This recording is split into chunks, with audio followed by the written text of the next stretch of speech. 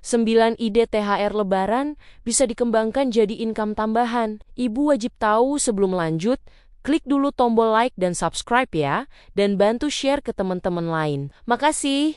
Yuk, langsung lanjut. Apa kabar, ibu-ibu semua? Semoga sehat dan tangguh selalu ya. Lebaran sebentar lagi tiba, dan rasanya seperti melihat kereta api cepat yang melaju ke arah dompet kita tanpa rem karena pengeluaran mendadak jadi berkali lipat lebih galak dari cicilan panci. Fenomena harga pangan yang hobi sekali naik gunung menjelang hari raya ini seringkali membuat kita para ibu merasa seperti pesulap handal yang harus membagi satu tumpuk uang untuk 1000 kebutuhan, mulai dari baju baru, anak sampai urusan dapur. Ibu tahu tidak kalau menurut survei ekonomi terbaru, pengeluaran rumah tangga saat Ramadan dan Lebaran bisa melonjak hingga 40% dibandingkan bulan biasa, yang artinya kita butuh strategi khusus agar THR tidak sekadar numpang lewat seperti mantan gebetan yang salah kirim pesan. Materi hari ini sangat penting karena saya ingin berbagi rahasia bagaimana mengubah momen bagi amplop ini menjadi peluang bisnis yang membuat rekening ibu tetap gemuk bahkan setelah Lebaran usai, sehingga kita tidak perlu pusing 7 keliling melihat sisa saldo yang menyedihkan. Ide pertama yang sangat masuk akal adalah jasa hampers masakan rumahan. Karena jujur saja tidak semua ibu punya waktu atau tenaga untuk berdiri di depan kompor selama 24 jam penuh demi rendang dan opor. Ibu bisa menawarkan paket lauk pauk siap saji dengan porsi keluarga yang dikemas cantik karena di zaman sekarang orang lebih menghargai kepraktisan. Daripada harus pegal linu, mengaduk santan sampai tangan kesemutan. Contoh realnya, ibu bisa membuat paket rendang kilat atau sambal goreng. Ati yang tinggal dipanaskan saja. Dan percayalah, tetangga sebelah yang sibuk bekerja pasti akan menganggap ibu sebagai pahlawan kesiangan mereka. Bisnis ini sangat potensial dikembangkan menjadi langganan catering harian setelah masa liburan selesai. Asalkan rasa masakan ibu memang juara dan tidak pelit bumbu. Selanjutnya, ide kedua adalah jasa penitipan hewan peliharaan atau house sitting yang seringkali terlupakan, padahal banyak sekali keluarga yang mudik dengan perasaan was-was meninggalkan anabul mereka di rumah. Kalau ibu punya area kosong di rumah dan memang penyayang binatang, kenapa tidak membuka jasa penginapan kucing atau anjing kecil yang tarifnya lumayan menggiurkan perharinya? Ibu cukup menyediakan tempat yang bersih dan kasih sayang tulus, sementara pemiliknya bisa mudik dengan tenang tanpa perlu takut kucing kesayangan mereka berubah jadi galak karena kesepian. Ini bisa jadi awal mula bisnis pet hotel rumahan yang pasarnya terus tumbuh subur karena jumlah pecinta hewan peliharaan di lingkungan kita semakin banyak setiap tahunnya. Ketiga, ada jasa pembuatan amplop Lebaran custom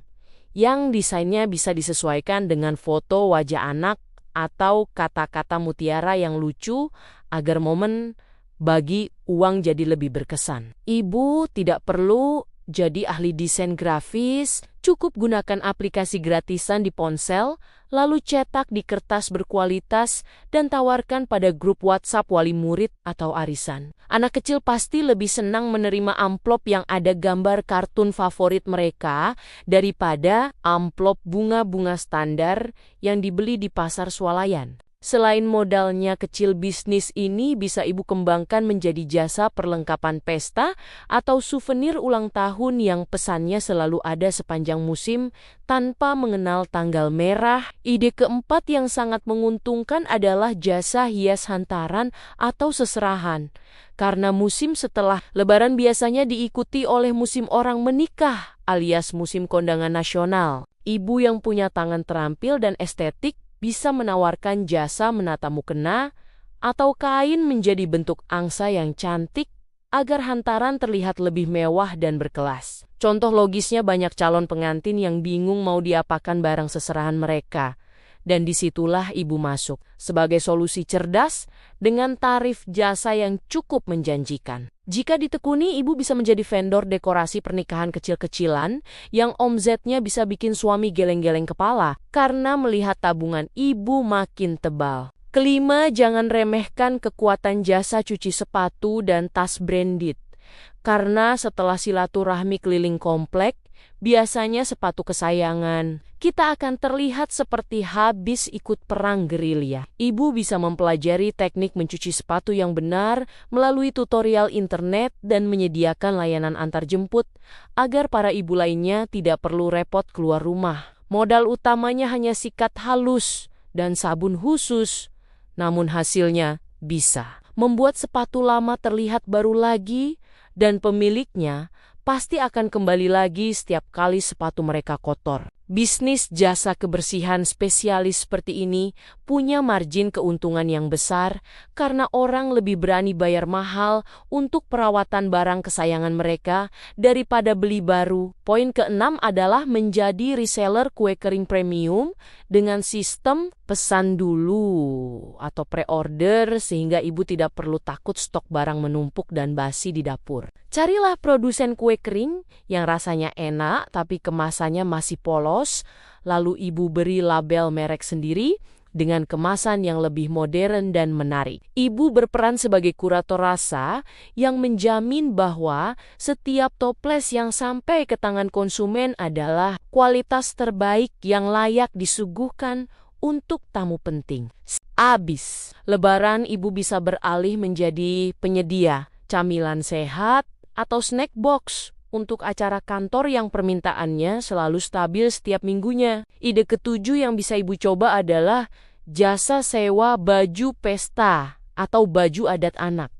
Karena pertumbuhan anak itu sangat cepat, sehingga sayang sekali jika beli baju mahal hanya untuk dipakai sekali. Banyak ibu yang merasa sayang mengeluarkan uang ratusan ribu untuk baju lebaran anak yang bulan depan sudah tidak muat lagi, maka jasa sewa adalah solusi paling logis. Ibu bisa mulai dengan mengoleksi beberapa model baju yang sedang tren dan merawatnya dengan baik agar selalu tampak bersih dan harum saat disewakan. Usaha ini bisa dikembangkan menjadi jasa penyewaan kostum untuk acara sekolah atau karnaval yang selalu sukses membuat para ibu pusing mencari kostum di saat terakhir. Selanjutnya, kedelapan adalah jasa dekorasi meja makan atau tablescape untuk acara open house yang sedang menjadi tren di kalangan ibu-ibu sosialita yang ingin tampil beda. Ibu bisa menyewakan peralatan makan cantik, lengkap dengan hiasan bunga dan lilin, agar suasana makan bersama keluarga besar terasa seperti di hotel bintang 5. Tidak semua orang punya koleksi piring cantik dan waktu untuk menatanya.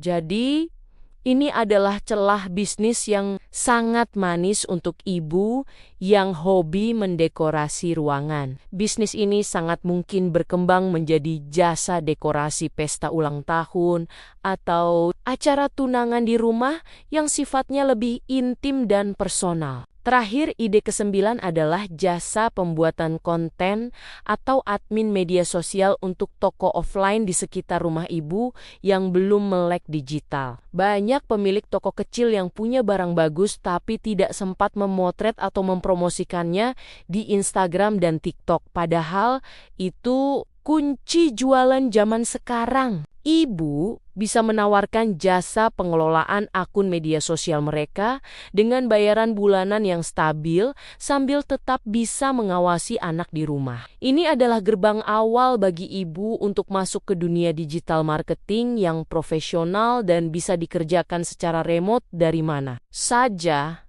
tanpa harus meninggalkan kewajiban rumah tangga. Semua ide ini sebenarnya berawal dari keresahan kita sebagai ibu yang seringkali merasa uang THR hanya mampir untuk menyapa, lalu pergi lagi tanpa pamit demi membayar tagihan. Kita harus sadar bahwa menjadi ibu rumah tangga bukan berarti kreativitas kita berhenti di urusan jemuran dan dapur saja, melainkan Kita adalah manajer keuangan paling hebat yang pernah ada. Jangan takut untuk memulai hal kecil, karena gunung yang tinggi pun dibangun dari butiran pasir yang dikumpulkan dengan konsistensi dan doa yang tidak putus. Mari kita pandang hari raya ini bukan sebagai akhir dari tabungan, melainkan awal dari kemandirian finansial yang bisa membuat kita lebih percaya diri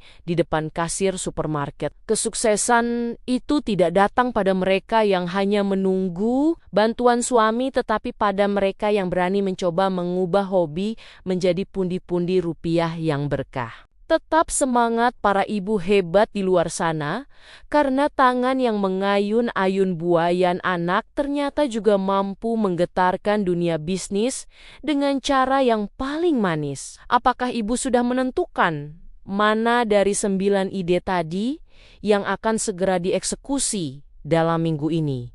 Demikian cerita kita kali ini. Sampai ketemu lagi di episode berikutnya. Di cerita dan episode yang lebih menarik, pokoknya tetap semangat ya Bu.